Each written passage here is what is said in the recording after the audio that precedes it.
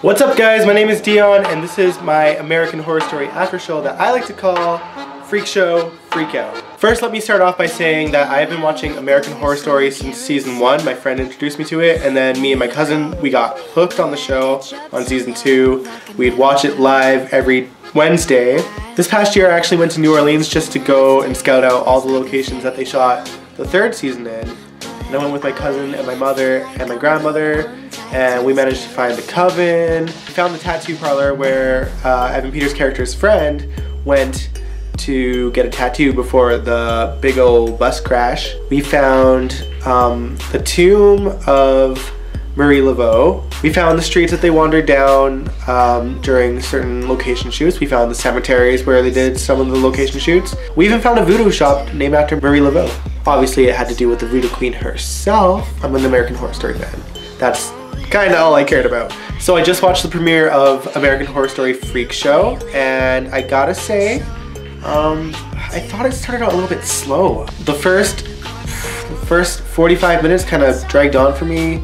I feel like if the show just started off with Sarah Paulson's character, or characters I should say, walking in the tent and just taking it from there instead of telling her entire backstory first, I feel like I would have enjoyed it more. I feel like that episode didn't really need to be an hour and a half long. Don't get me wrong, I think it's great that we're getting backstories for the characters, but I think it's a little bit too much too soon. I feel like they should have kind of let Sarah Paulson's character's backstory kind of play out throughout the series and have it be like a sort of mystery, seeing like what led up to it, not kind of start the entire first bit of the episode talking about it.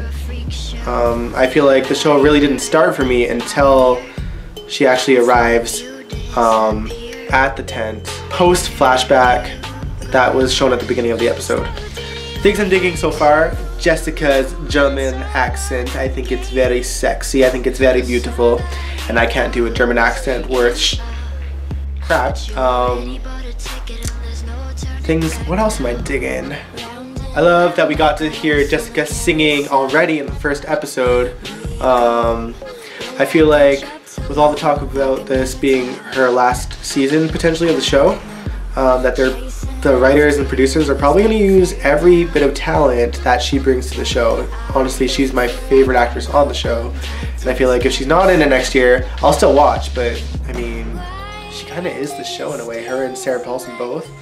But they do have some powerhouse actresses on there, such as Kathy Bates playing the bearded man, and Angela Bassett playing the 3-boobed woman, except she wasn't in this episode, which is fine, because I mean they can't introduce everyone all at once. And halfway through the episode we actually did get to see a bunch of characters already, so I'm cool with that. So the plot of this episode was basically to introduce the Tetler Siamese twins into the Freak Show tent. Basically we find out that the Tetler sisters murdered their mother, and they stabbed themselves to make it look like they were the victims. They wound up in the hospital, and Jessica Lange's character Elsa Mars kind of gets them out of there and takes them to her circus tent. Obviously one half of the twin duo is not cool with this, and then the other half, she's kind of excited over it and embracing it. They both seem to have a crush on Jimmy, which is Evan Peters' character. I find they always get him to play the lovable sociopath in every season, which is cool. I'm cool with that. He plays a good character. He's an awesome actor. Evan Peters, you kind of want to root for him every season, no matter who he plays, even though he is kind of a sociopath throughout every season. He's just that good an actor, in my opinion.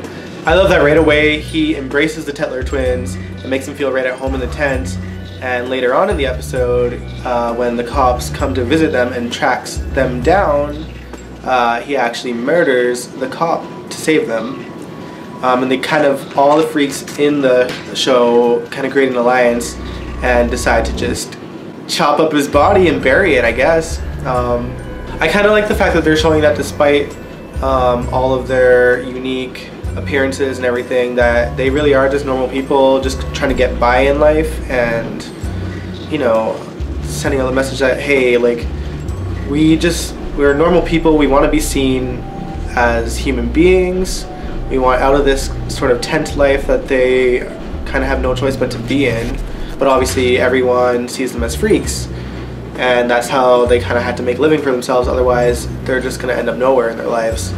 All right, now in the midst of throughout this episode, there is this crazy ass clown going around murdering the people in the town of Jupiter, Florida.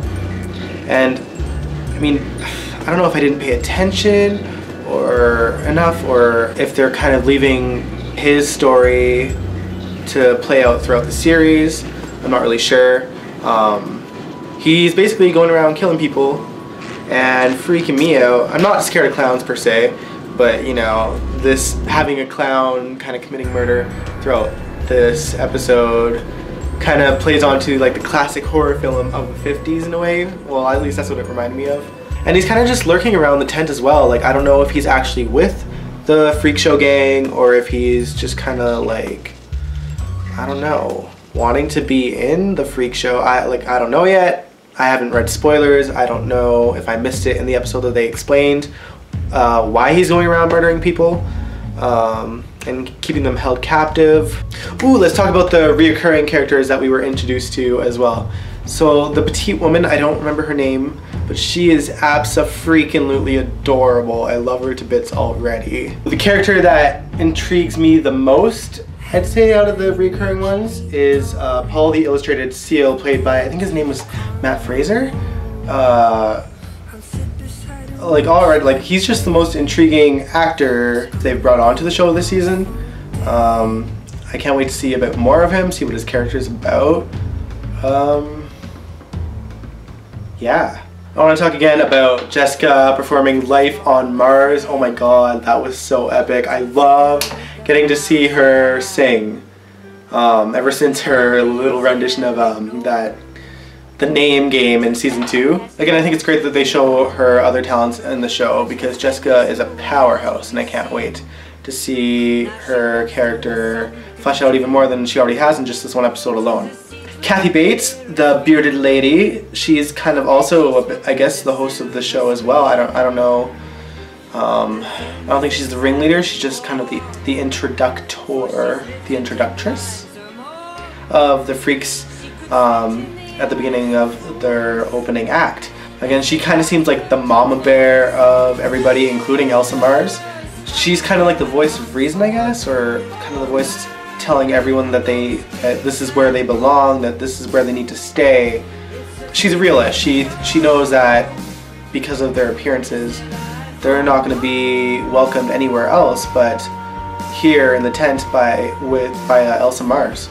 Spoiler alert, spoiler alert. I love the plot twist at the end where they reveal that Elsa Mars isn't just the ringleader of the Freak Show and the host and the singer per se, but she's also a bit of a freak herself, and she doesn't have any legs, which I didn't see coming. They didn't reveal that in any interview I saw or anything. She wants stardom.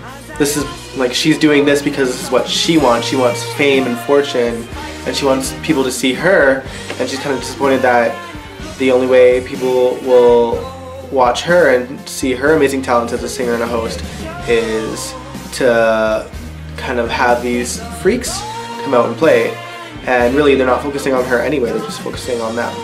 My overall thoughts of this episode, I thought it was a great way to start the season. I'll say that I feel like the first 45 minutes of the show kind of dragged on for me and didn't really start until they actually got to the tent and started introducing all the characters and fleshing them out and sort of seeing how they interact with each other in the tent.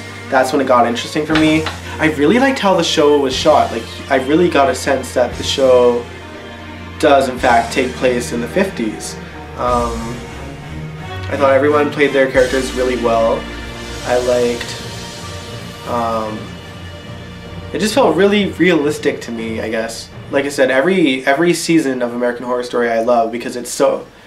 I love every season of American Horror Story because each season is so different from each other. You know, season 1, I mean, it was kind of...